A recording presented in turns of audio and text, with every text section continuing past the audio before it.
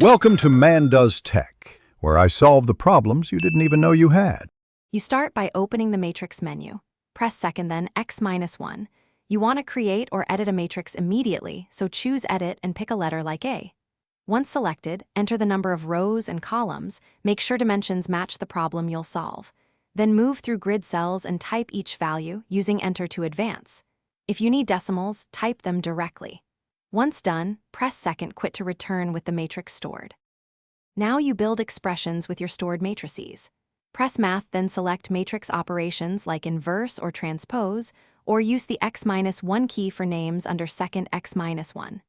You can type A*B to multiply, or press 1/X after selecting a matrix for its inverse.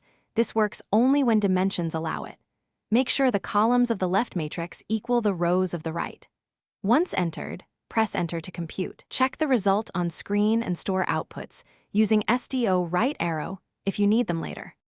To finish and solve problems, use functions like ref for systems or det for determinants from the math menu, providing matrix names as arguments. You can store any computed result with SDO right arrow and a letter to reuse it in later steps.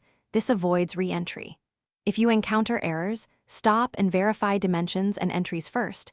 Most issues are mismatched sizes or misplaced decimals. If unexpected output persists, clear the matrix and re-enter it, then repeat the operation. This usually resolves lingering calculation errors. Thanks for watching. If you found this helpful, don't forget to like and subscribe.